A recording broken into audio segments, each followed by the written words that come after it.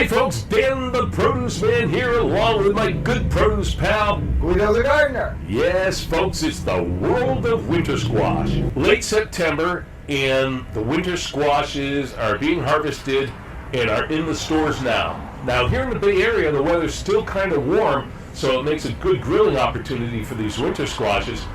But I always associate winter squash with a little more cold weather.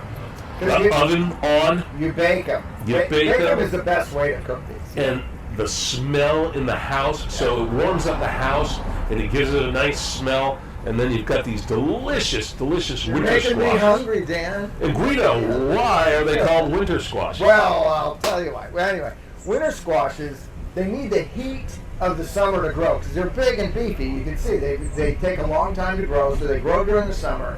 They're harvested in the fall, but they will store well into the winter, hence winter squashes, or hard squashes because of the shell and the skin. They're hard. We both went to the school of hard squashes. Hard squashes. Now, winter squashes are native to the Americas, right. Central America, and the word squash comes from a Native American word, two words actually, Osquash. Say that fast. Osquash. Yes, that's Osquash. He's a veteran. It means to be eaten green, and that's where the word squash comes from. And squashes kept the Native Americans very well fed through the winter seasons.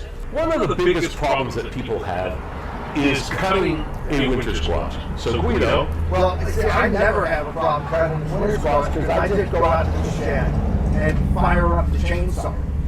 That works every time. There you go. But it cooks it at the same time too. What do you got there? Okay, we're sanitizing this with a little sanitizing solution that's 100% organic, which kills all kinds of pathogens, and a lot of the major chains use this, and all it is electrolyzed water and salt, so there's nothing sinister about it. But I just sanitize it so Guido can cut this kabocha squash with my knife. Now this is a challenge people have because they're hard. Okay? So we don't want you to cut yourself. I usually use a bigger knife than this, but this is kind of how I do it. I'll just kind of crack it. Beautiful. Okay, so you're just tapping it around. The flavor and the texture is really good, so it's well worth it. There we go. Beautiful. And then you just scoop out the seeds. And you can actually, the seeds, if you separate the gunk from the seeds, you can roast the seeds. Or you can let them dry and plant them. Yeah, because kabocha is an old squash. Now, this is a very naturally sweet squash. Oh, absolutely. The flavor of this squash is sweet. It's a little bit on the dry side. It's dense. The kabocha squash is one of the 2 or 3 of my top favorites of winter squashes. Okay, now if you don't want to go through all that trouble that Guido just went through, he mentioned putting it in the microwave. You have to have a microwave where you can adjust the power in a rotating dish. Just don't do it at the small microwave at the shop where the people put burritos in, because that's going to cook it unevenly. I put this delicata squash in the oven last night for about 15 minutes.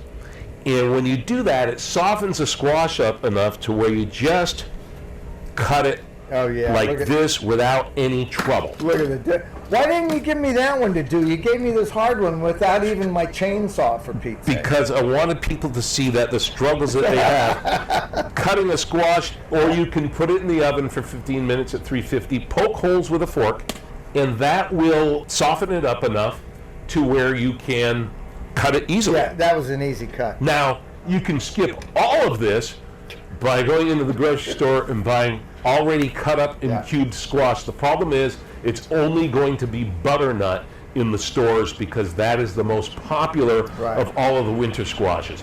Butternut. So that's the only variety you get. You won't see delicata squash cubed up or kabocha. It's hard to cube this up and peel this. Oh yeah, no. Either the microwave for 7 minutes, poke a few holes, or the oven for about 15 minutes at 350, preheated, and then you'll be able to just cut through it. You'll still be able to work the seeds out and then do the rest of whatever it is you want to do with a squash. And you can also cook these delicata There's other smaller squashes, the sweet dumpling. You can cook them in the microwave. Basically, they will steam. You don't have to bake the little ones. Right. But I like the baked flavor. Yeah. But Yeah. the idea of the dumpling and the delicata is, first of all, they are small, they are easier to work with. You don't have a whole bunch of big giant squash to deal with.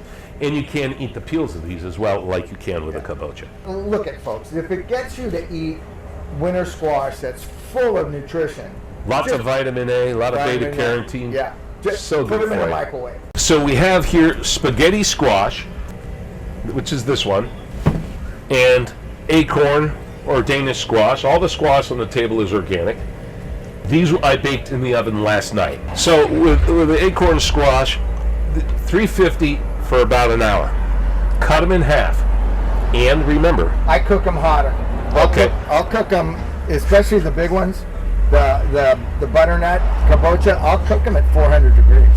well, I was debating 400, but it was pretty hot in the house. Are you going to mix this with something else and restuff it, or what do you? Well, you do? can do that. You can. Why don't you go ahead and talk Oh, about okay. stuffing this with meat and rice and So before he, other vegetables? But here we go. Here's the squash after it's out of the shell.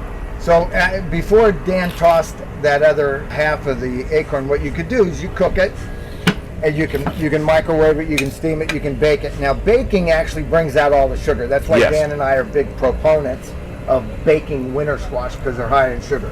Except actually the spaghetti squash is not quite the same.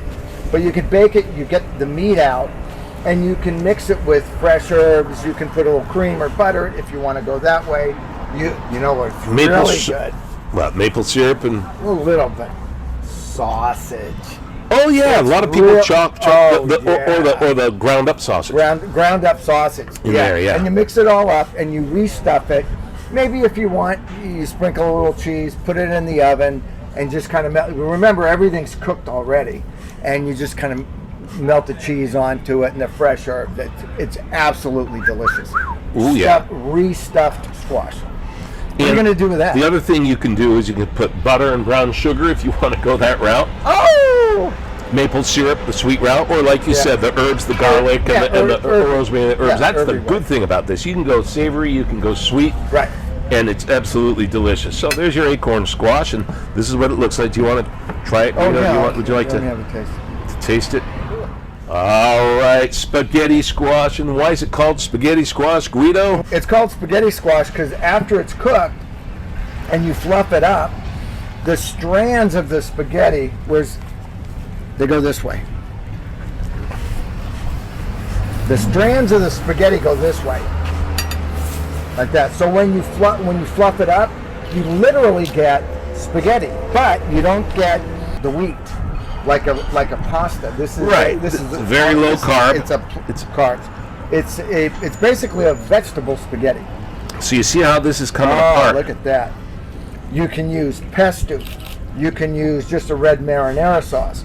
This is You can really use a white sauce too, white sauce. with some other vegetables like fresh peas, carrots, broccoli, any other kind of vegetables.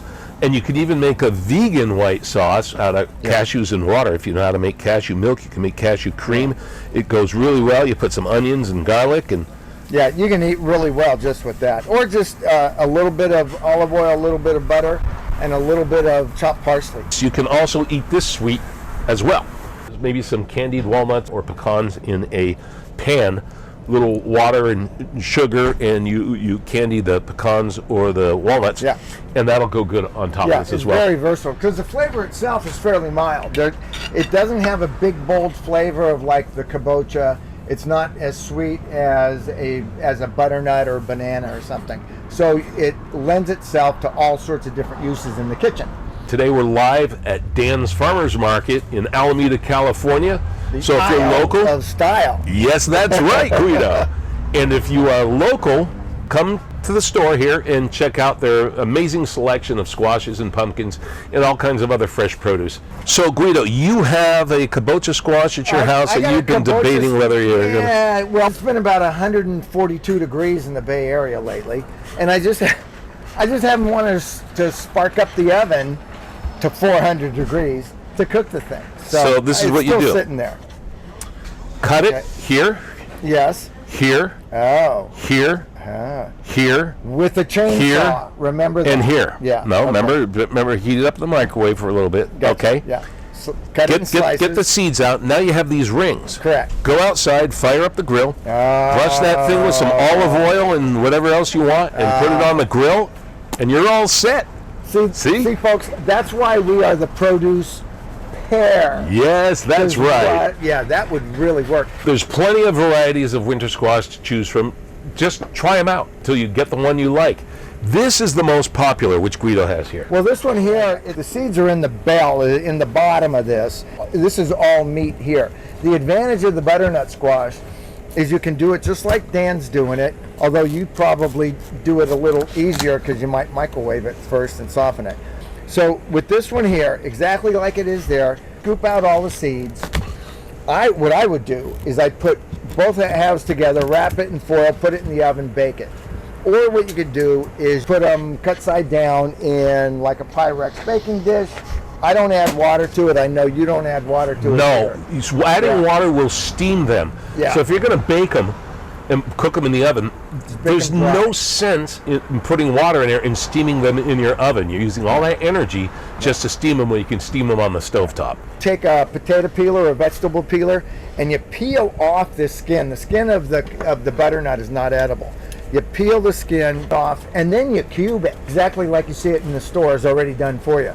But once this squash is cubed, you can mix it with carrots, with small potatoes if you wanted, with fennel, kind of like a fall roast, little olive oil, some salt, pepper. You put it in the oven at 350, 400, toss it around, and you've got a beautiful display of cubed fall vegetables. Or you can just do it just by itself. There you go. That's it. Or you can actually eat it raw. Yeah. You can shred it. It's very versatile. Wow. The flavor's Really good. sweet. It's creamy. You can bake it like we described, or you just peel it. You can make it into a soup. It makes a very good pie. Like a pumpkin pie. Yeah, you can make pumpkin pie with butternut squash. Butternut squash. Yeah, it's just very versatile. And a good one from a bad one is if it's September, October, November, it's probably pretty good.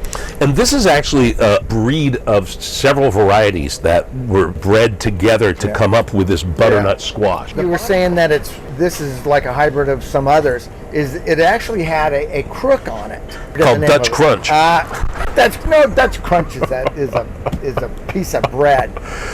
Some sort of Dutch variety of pumpkin squash, similar, but this is a crossbreeding of several squashes to get to this one. Yeah, so that's it. That's winter squashes. There's plenty more that we could go on, but it'd probably take 2 or 3 hours. It's fall. It's a lovely time of the year. Get the squashes going, enjoying lots of vitamin A, a lot of vitamin C. They're so healthy for you. And as the hours of daylight start to get shorter, Mother Nature is so good to us by giving us things this time of the year that are good for our eyes, which vitamin A. Be sure to catch the Produce Pair podcast on Spotify. We get a new one every week. Guido and I have spent many years on the radio together in the past. Now the Produce Pair is a podcast. Tune in to Spotify, check it out. Be sure to go to our Facebook page and like our Facebook page, The Produce Pair. Anyway, until next time, I'm Dan the Produce Man. Hey, reminding you that it's always best when you get it fresh, right? And I'll tell you what my Nonna Bessie always told me. Manja.